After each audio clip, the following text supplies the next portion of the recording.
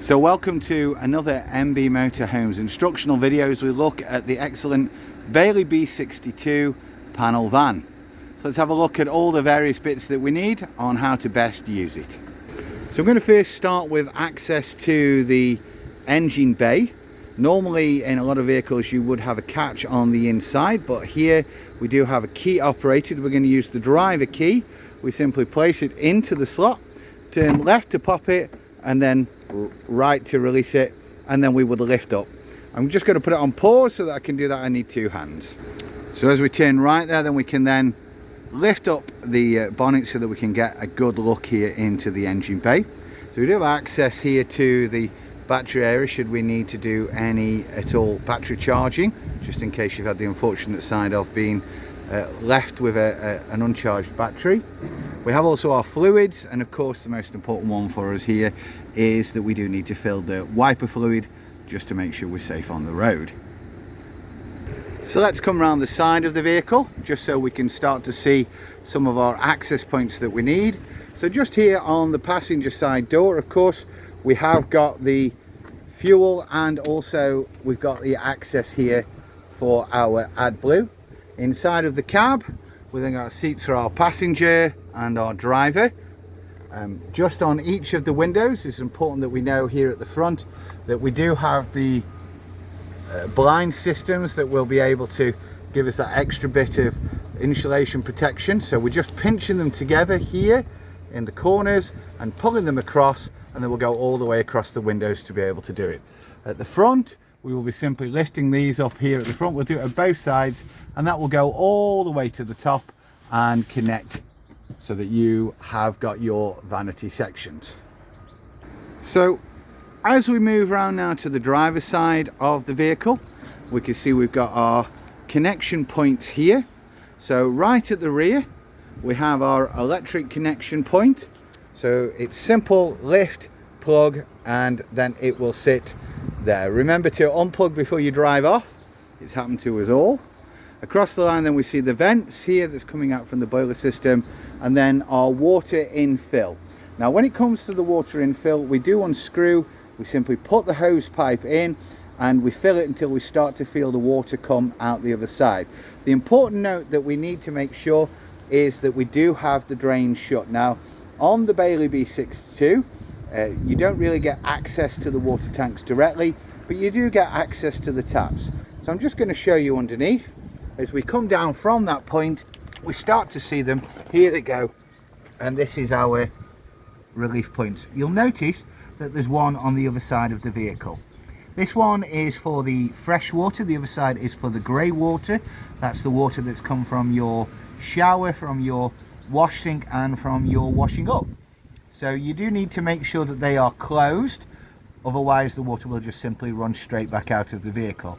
So make sure they're closed when they're filling, and then fill until the water starts to run out. Always remember, and it's very important, that when we get to the colder months, so if you know there's a cold snap coming, that you do drain out the water tank. This way it does stop the water freezing and causing any damage on the inside of the vehicle. The next hatch that we're looking at here is our waste cassette. We simply press both buttons in together. I have already released the door just so I can get easy access, but you would press them both in, making sure they're unlocked, and that gives us access here to our toilet cassette. This is for our brown waste, and these are pretty standard, as is for most models. Simply to remove the cassette, we put our hands in and we lift up the handle here at the bottom, the blue handle, and the cassette will come out. So I've pulled the cassette out for us to have a look. You'll notice that there's an easy access handle so that you can pull it around the site for you, so that you don't have to worry about the weight, because it can get quite heavy when full. This simply folds down and it connects here underneath with a good bit of force, and there you go, it's ready for you to be able to use. If we show you the cassette, I'm just going to put it here down here. It's fairly simple in its operation.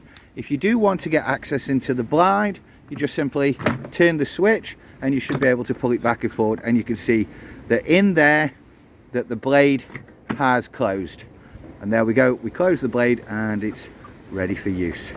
If we're going to drain it, we don't drain from there. What we simply do is we pull this nose round when we get to our drain point, and we unscrew the cap. This will be the point that we're going to drain out of. Now the cap itself also can fit as a good measure in terms of your blue liquid if you're pouring it in, which is part of the degradable process that will break down any waste that's been used in the toilet. To use it, we then get to our point where we're draining, we tip up the whole unit, and as we do, we press this button. This button allows air to come into the other side so that it doesn't spurt out, and it will simply drain through the use of gravity. Once it's done, put the cap back on the end, screw it back on, fold it back in, and then we get ready simply to put it back into the space. It'll roll in nice and easy, and then you'll hear it click, and that's us ready. And we close the unit and make sure you give it a good lock when you're on the travel. So we're looking at the rear of the vehicle now. This one's got a bike rack fitted to it. So the bike rack is very useful, obviously, if you want to take those few bit of extras just to be able to use the bike lock. It's not overly complicated. Simply to release it down, we have a clip here that we want to undo. We also have a clip here that we're going to pull out, and we're going to make sure that all arms are free. As we do that and we pull it forward, then what we'll see is that the bike rack will come down. So that's our bike rack down in its position. The bikes rest on here, and with the arms they do attach to the two bikes that are able to keep them steady.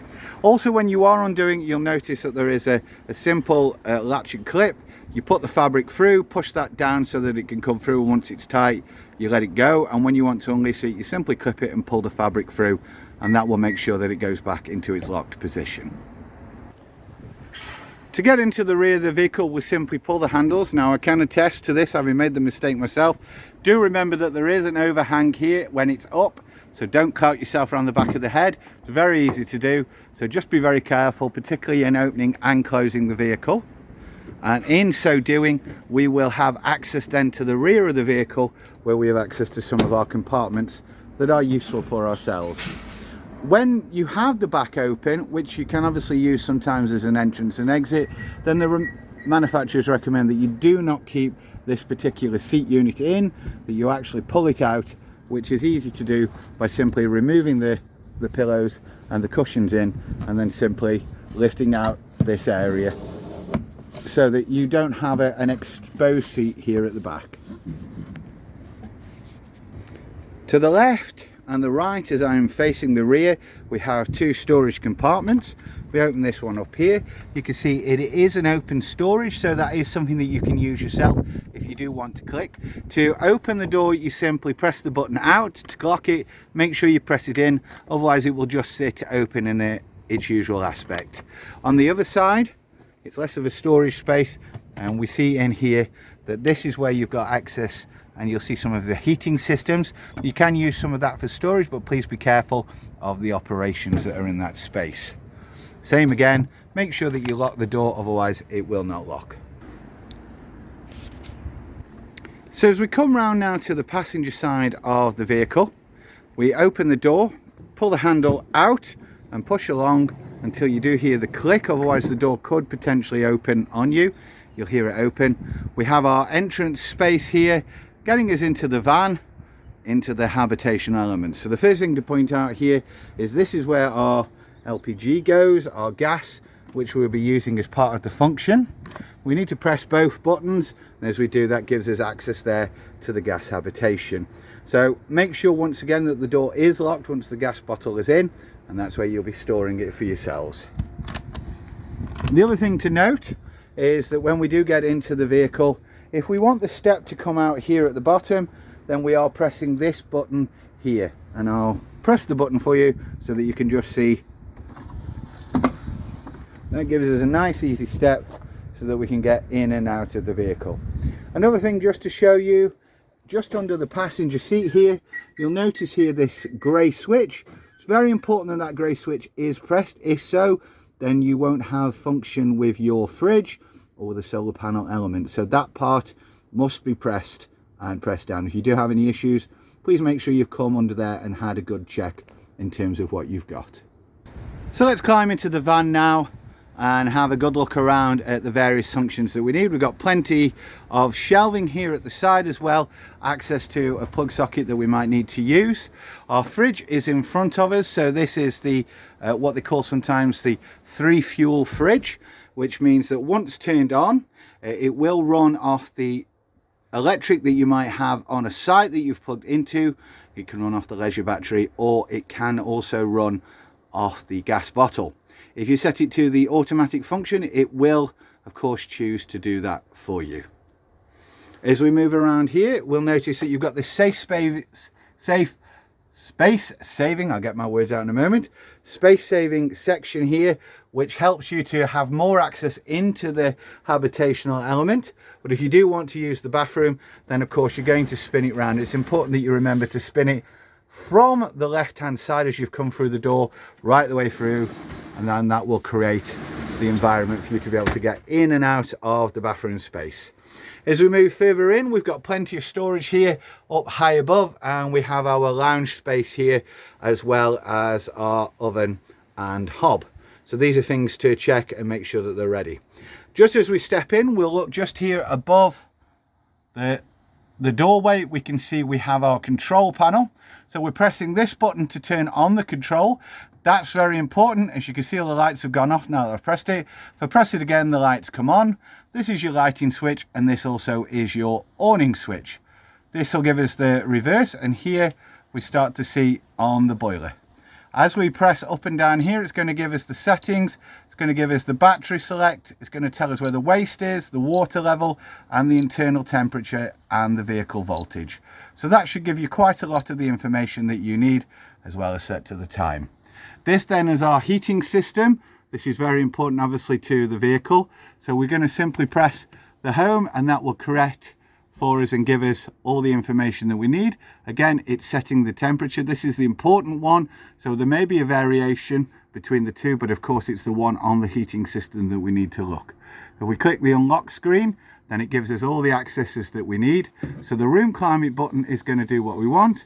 The heating or ventilation, so we can choose which we want. So if we want the heating, it's going to set to where we want it to. Or we've got the choice to make it fast or comfort. We've also got the choice of the energy source that we want. We can turn the electric off, we can use the diesel, and this will give us all the accesses that we need. We press the back button there. Obviously we don't want it at 30 degrees, so if we bring it down to a far more balmy 19, which is where I tend to set mine, that'll give us all the access that we need here. The next thing that we've got is our hot water. I am just going to turn that off so that we're not using anything particularly there.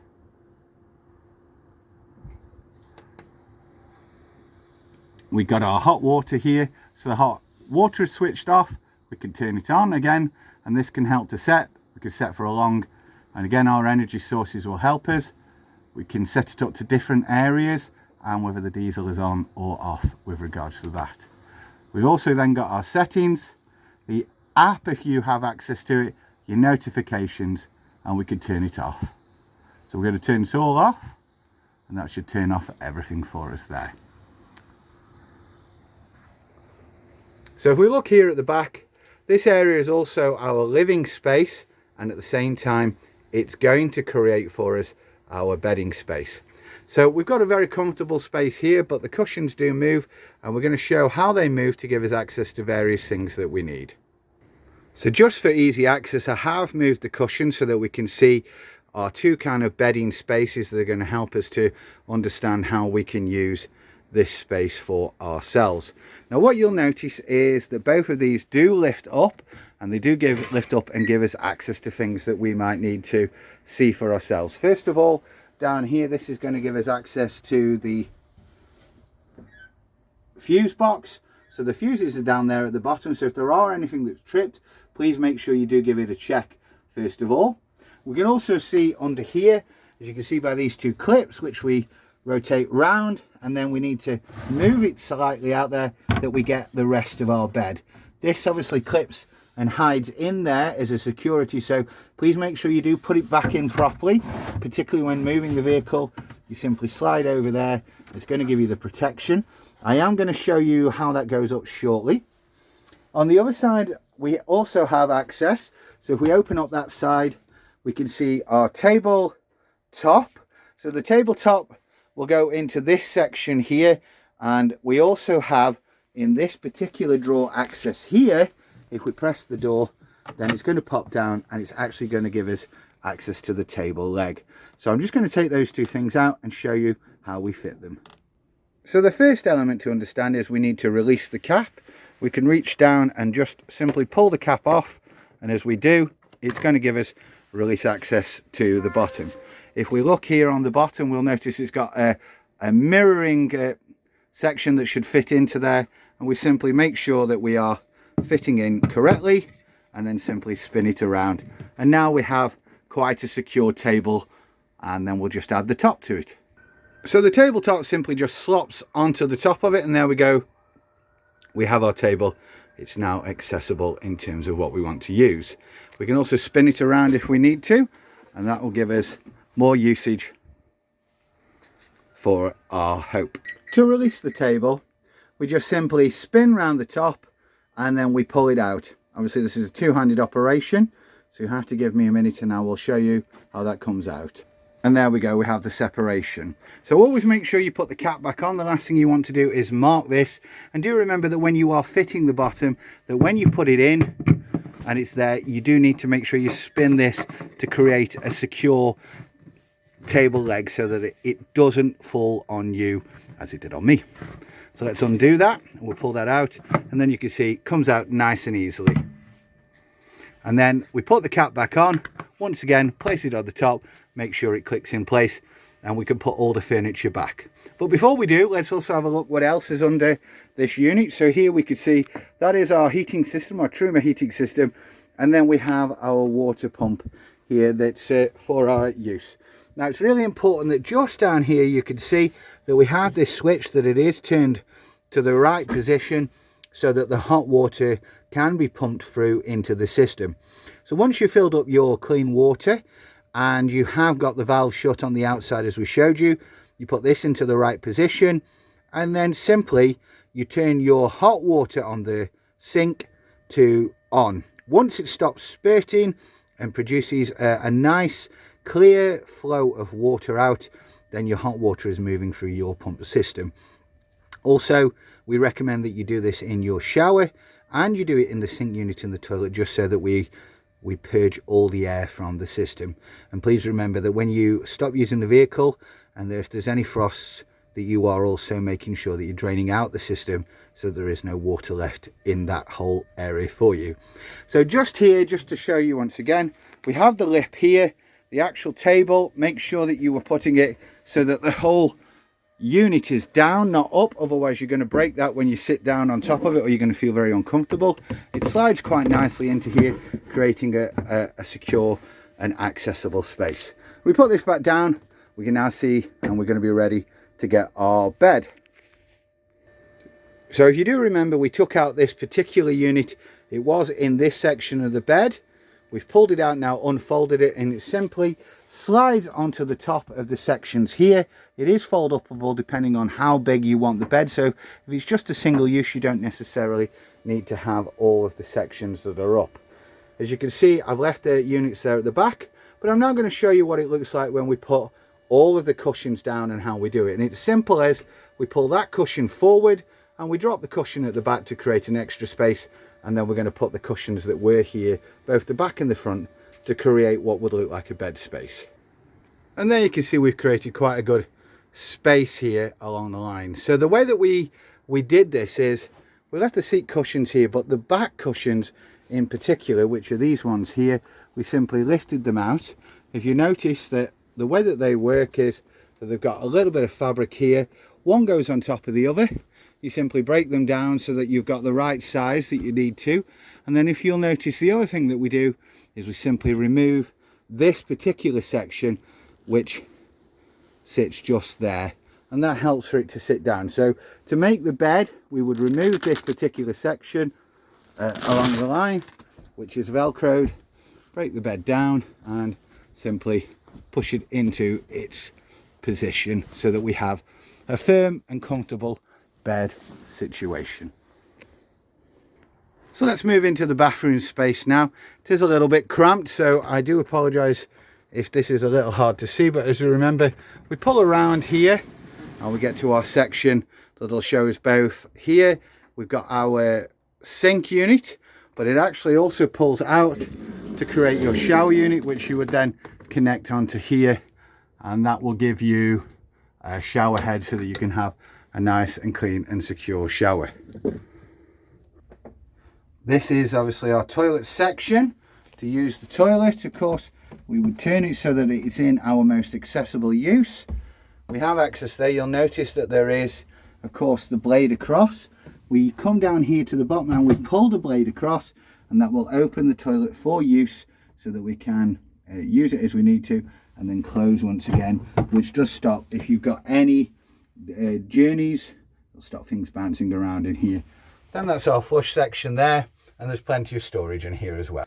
A note just on the windows, which are the same all the way around, apart from the front ones as already discussed, that we're pulling up here to create our vanity blind, and that secures us itself. Firm pull will pull it back down, and it also gives us here, very important, a fly screen, so that if we do have the windows open, we're not particularly joined by anything.